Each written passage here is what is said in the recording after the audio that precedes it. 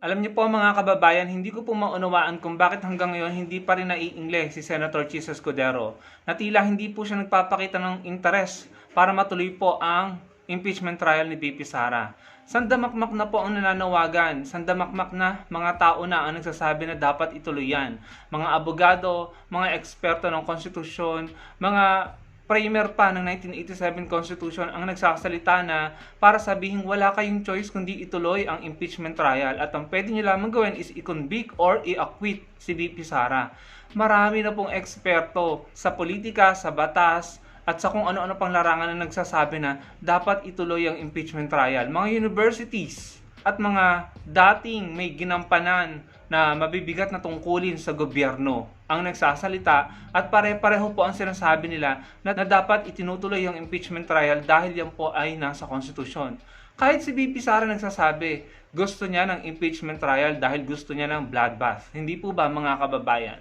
Si Senator Tito Soto, Senator Drilon, Senator Ping Lacson, si Senator Pimentel, at kahit yung pong kanilang kaalyado si Senator Cayetano, Alan Peter Cayetano ay nagsasabi na walang choice, na dapat ituloy, dapat magkaroon ng impeachment trial. At yan po ang gusto ng maraming Pilipino. Kahit ito po si Senator Kiko Pangilinan na talaga namang nananahimik dahil hindi niya kailangan magbigay ng side dahil sila po ang tatayong judge, nagsalita na rin, no? Sa bagay yung kanya naman pong message or statement ay walang pinapanigan. Nananawagan po siya na kailangang ituloy ang impeachment trial. Ang sabi po dito ni Senator Kiko Pangilinan, with all due respect sa mga senador, sa oras na matanggap ng Senado ang complaint, ang utos ng saligang batas ay proceed with trial at hindi proceed with dismissal. Ayan po yung sinabi niya. Totoo naman, yun po yung nasa konstitusyon. Proceed with trial at kailangan aksyonan immediately.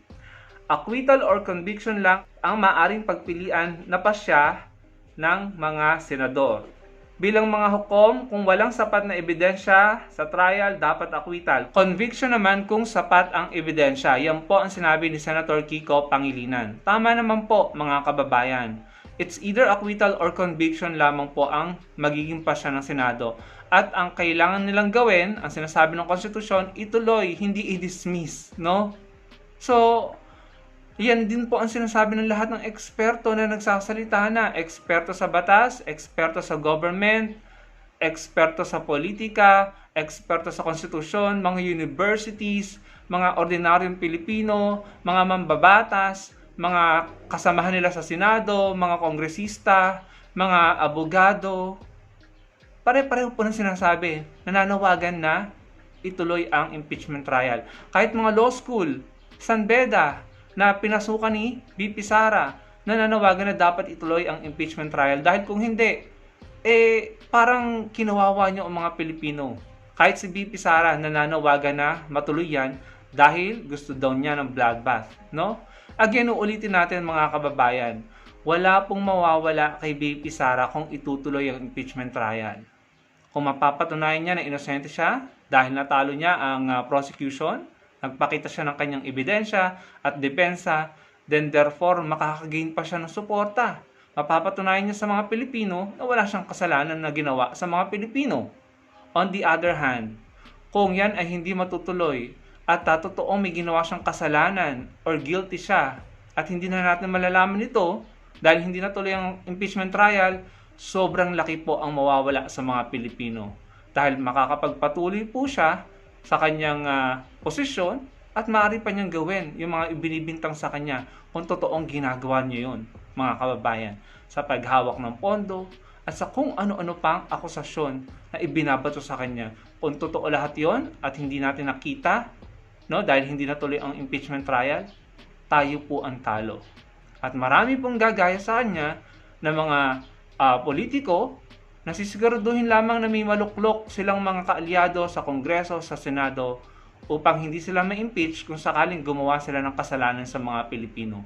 Yan po ang mangyayari. Tayo po mga Pilipino ang talo kung hindi po matutuloy ang impeachment trial ni VP Sara.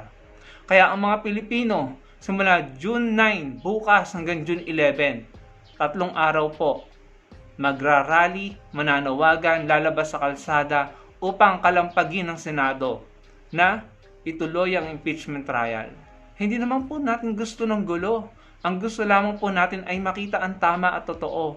Ituloy ang impeachment trial. Ano bang nangyayari dito kay Chis Escudero? Wala rin namang mawawala sa kanya kung itutuloy ang impeachment trial. Walang mawawala kay Chis Escudero. Hindi naman siya yung isasalang. Pero siya na Senate President na nagpapakita ng reluctancy nang hindi niya kagustuhan na matuloy yung impeachment trial, ngayon pa lang nakikita natin kung kanino siya kumikiling, kung ano yung bias niya, at kung sino ang kakampihan niya, at kung ano ang magiging boto niya, kung acquittal ba or conviction. Ngayon pa lang nakikita na natin. Anong kinakatakot nyo? Anong kinakatakot nyo kung makita ng mga Pilipino yung mga bank account, mabusisi yung mga pumapasok na pera, malaman kung totoo ba na may pumapasok na pera sa bank account ng mga Duterte from D-Lords, di umano? Anong kinakatakot nyo kung malaman namin na yun ay totoo or hindi totoo? Diba wala namang mawawala sa inyo? Wala namang mawawala sa inyo kung may mga mabungkal, mabulatlat na baho. At wala rin namang mawawala sa inyo kung mapatunayan nila na sila ay malinis at inosente. Pare-pareho po tayong panalo kapag nangyari yun. Pero kapag hindi natuloy ang trial, paulit-ulit ko na pong sinasabi, tayo pong mga Pilipino ang talo, mga kababayan. Kaya wag po tayong pumayag na hindi matuloy ang trial. Kung meron po kayong time, sumama po kayo bukas, mula bukas hanggang June 11, may iba't ibang grupo ang magpapahayag ng kanilang hinaing na ituloy na yung impeachment trial na yan sa mga kalsada. No? Alamin niyo na lamang po ang venue. Dahil hindi po ito tama. Kapag po ito'y pinalampas natin at pumayag tayong hindi matuloy yan, tayo po ang kawawa, tayo po ang talo, kaya wag po tayong pumayag. Salamat po sa panonood, mga kababayan. Magsalita po tayo, magpahayag po tayo ng damdamin natin dyan. Huwag tayong pumayag na hindi kagustuhan ng mga Pilipino ang nasusunod. Huwag tayong pumayag na sila yung nasusunod dahil iniluklok lang naman po natin sila dyan eh.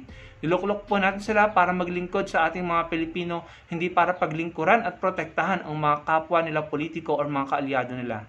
Huwag po tayong pumayag sa ganung sistema. Maraming pong salamat sa panonood.